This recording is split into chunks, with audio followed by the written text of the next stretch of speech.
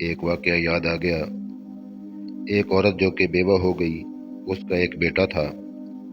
وقت گزرنے کے ساتھ ساتھ ان کے حالات کچھ ڈاؤن ہو گئے اور ایک دن انہیں پیسوں کی کافی ضرورت تھی۔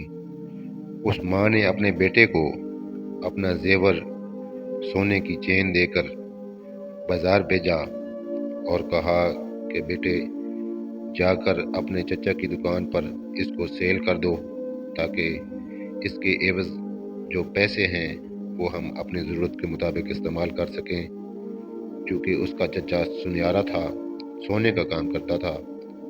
تو وہ لڑکا جا کر اپنے چچا کی دکان پر اس سونے کی چین کو بیچنے لگا۔ چچا نے کہا کہ بیٹے کیا ضرورت پیش آئی؟ بھتیجا کہتا ہے کہ اس طرح ہمیں پیسوں کی ضرورت ہے اور ہمارے پاس پیسے نہیں ہیں، اور امی نے بھیجا ہے کہ اس چین کو فروخت کیا جائے تاکہ ہماری جو ضروریات ہیں وہ پوری ہو سکیں۔ چچا بھی کافی سمجھدار تھا، اس نے کہا بیٹا یہ چیزیں بیچنے کی نہیں ہوتی، لہٰذا جو پیسے آپ کو چاہیے، جو رقم آپ کو چاہیے وہ آپ میرے سے لے لو، اور یہ جو چین ہے اس کو واپس لے جاؤ، اور جب ضرورت ہوگی تب بیچ لیں گے۔ فی الحال اس کا ریٹ مناسب نہیں ہے، سونے کا جو ریٹ ہے وہ ابھی سستا ہے اور بعد میں اس کو سیل کر دیں گے۔ ساتھ ہی چچا نے بھتیجے کو کہا کہ آپ کل سے میری دکان پر آ جانا، میں کچھ اجرت بھی دوں گا، اور آپ یہ میرے والا سونے کا جو کام ہے، سنیارے کا جو کام ہے، یہ آپ سیکھنا شروع کر دو۔ چنانچہ 2 ماہ گزر گئے اور چچا نے بھتیجے کو سارے راز بتائے کہ اصلی سونا کون سا ہوتا ہے، نقلی سونا کون سا ہوتا ہے۔ تو اچھے برے کی پہچان جب آئی، اب چچا نے کہا کہ بیٹا جا کر وہی چین لے آؤ، مجھے پیسوں کی ضرورت ہے۔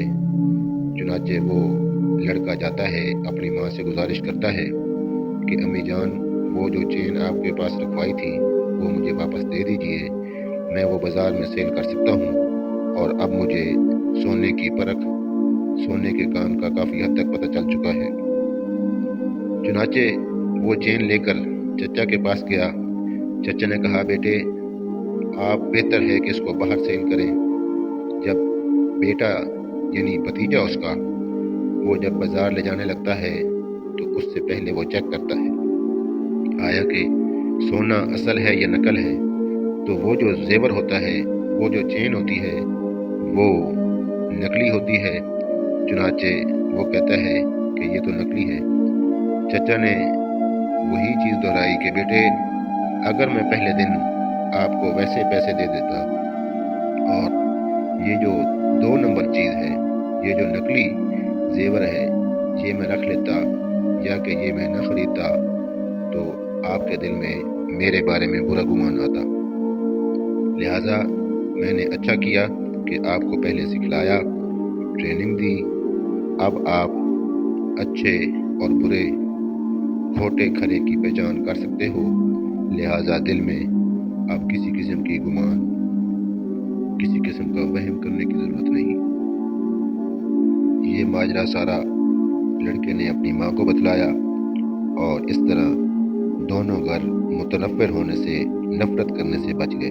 تو میرے بھائیو، دوستو، بزرگوں، ہمیشہ عقل مند اچھے فیصلے کیا کرتے ہیں، خاندانوں کو جوڑ کر چلتے ہیں۔ آپ صلی اللہ علیہ وسلم کا فرمان ہے کہ رشتوں کو جوڑو، رشتوں کو اتفاق میں رکھو بجائے نفرت کرنے کے۔ ہمارا چینل A1 صدیقی جو کہ میڈیکل اور اسلامک چینل ہے، اس کو سبسکرائب کرنے کا شکریہ۔